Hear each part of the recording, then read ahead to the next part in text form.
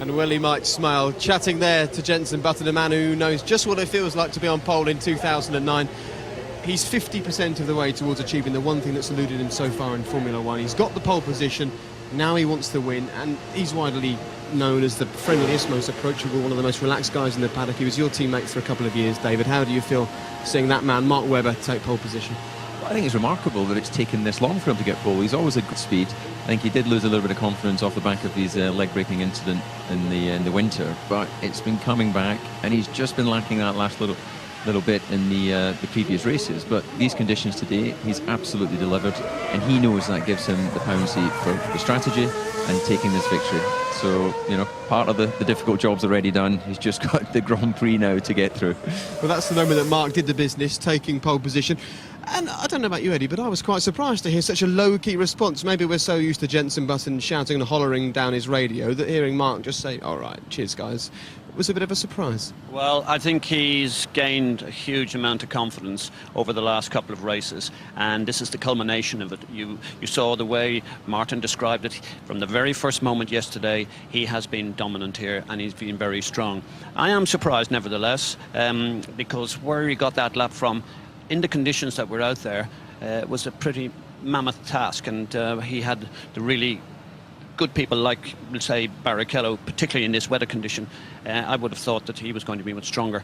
As it happens, he finished second, but it's Webber's day. Well done, Mark Webber. We hope to hear from him in the driver press conference very shortly. And also congratulations to Lewis Hamilton.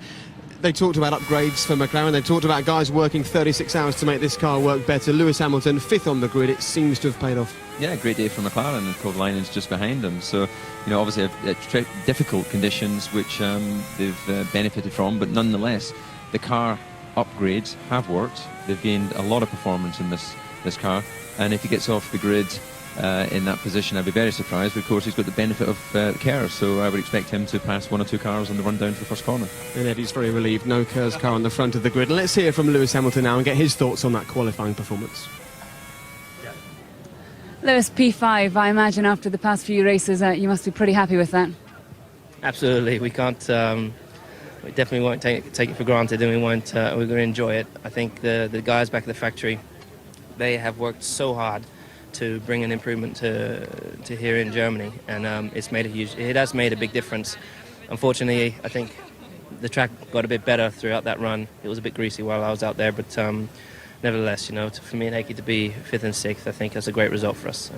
And what about conditions and your race pace tomorrow? I mean, the weather here is so changeable. How do you think you're looking?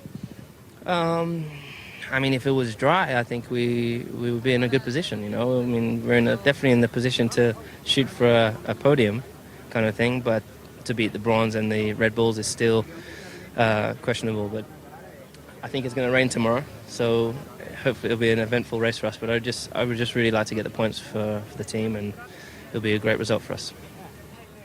Been an interesting season for Lewis Hamilton. He'll be glad to be right back at the sharp end of things. And talking of being at the sharp end, for the first time in his career, Mark Webber is in the driver's press conference, and he's sitting in the middle. Let's get his thoughts now. Mark, there's only one question to ask you. A crazy, crazy session, but tell us what it means, finally, to have your first pole position. Oh, it's a very special day for me, you know, to get pole. I've been close a few times in the past, and also been on pole, fuel corrected a few times, but that doesn't count today. We're here. The team have done a great job. We've been quick all weekend, and we got really tested, all the teams and drivers in that session. It was very, very chaotic, but to still deliver the lap time when it absolutely counted was very important to me. So to do the best time was fantastic. What made the difference today for you? I think that, well, obviously the car's working very well here, but also, you know, I was talking to my engineer, Car, and I said, you know, we're doing 2 times, 1 time inters, wets, because it was just so hard. The track condition actually looked reasonably dry, but the slick just wouldn't take it at all. And we learnt a little bit in Q2 with Rubens on that little window that he had. He did a very good lap. And I was out on the inters at that stage, and it was just very, very chaotic to try and read what we needed for that last 10 minutes. So the key was 3 clean sectors in the end for me, and that's what got me pole. Thank you. Rubens, you look completely exhilarated. You're second on the grid, but nevertheless, you've absolutely loved that session, haven't you? I did. It was, sorry, it was very, very nice, and it's nice when you have the right tires at the right moment. We all went on slicks, and we all came back because we saw Massa just going out into turn 12, and I think everybody just came back to the pits for the intermediates. And I was on my time lap when I decided that's not the right tire. Let's gamble a little bit more, and I came in, and I had no reply on the radio. It was really chaotic in the radio. It was a big confusion, and but then they were ready for me. I put the right tires, and then I was safe with the first place. It was really a nice session. Well done, Rubens. Jensen, a lot to lose for you, the championship leader, but you had to abort a few laps during the course of that session. Tell us how hard it was for you to make it here right now. Yeah, I think it's great for everyone that's in the top 10, really. I mean, that session was madness, Q2.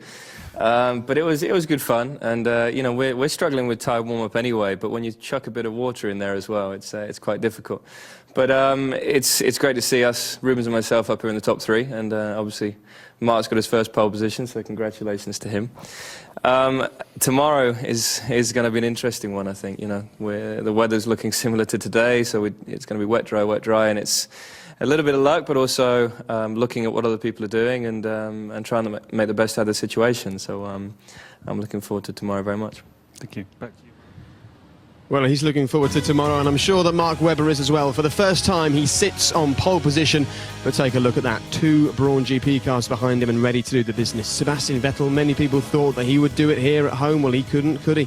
The 2 McLarens performing very well. Huge congratulations to Adrian Sutil. He's right up there in front of the 2 Ferraris. Who would have thought about that? So Nelson Piquet, he out-qualifies his teammate Fernando Alonso, who's 12th for the first time ever. A disappointing day for both the Williams of Kazuki Nakajima and Nico Rosberg. The same applies to BMW, and right at the back here, the typical strugglers of Force India and Toro Rosso, with Timo Glock dropped right into there as well. And right now we can hear from the man who everyone thought it would be his day, Sebastian Vettel. Sebastian, P4, are you frustrated by that today here at your home Grand Prix? Not frustrated, but you know, I think it was possible to do better. But the last lap I had was not magnificent, and therefore it isn't the front row today. But you know, it was tight and definitely possible. So I don't blame the car, I blame myself. And who knows what is happening tomorrow? You know, the weather is quite unpredictable around here, so we will see. What about conditions tomorrow? I mean, how difficult do you think it's going to be? It's more about tyre temperature than tyre wear here.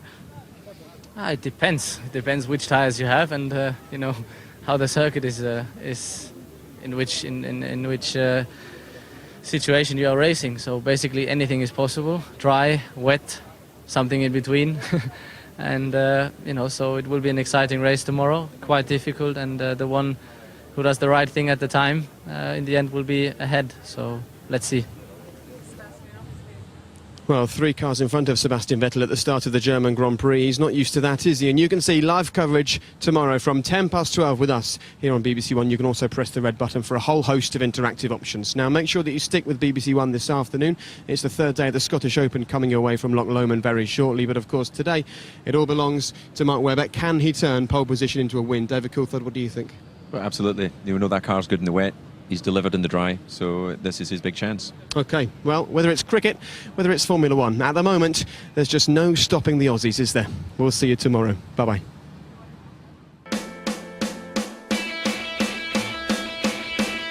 It may be cold, but the heat of the battle can be felt up and down the pit lane. Look at that for Lewis Hamilton. Nice bit of drift there around Glock in the wars at the moment. Seeing a few spots of rain on some of the camera lenses. Then you find you've got more than you. Look, there's Nakajima, and he's got off. And look at that. It is getting slippery out there. Q3 for the first time ever for Force India. Hamilton is absolutely charging. Webber's done it though. Mark Webber has achieved it.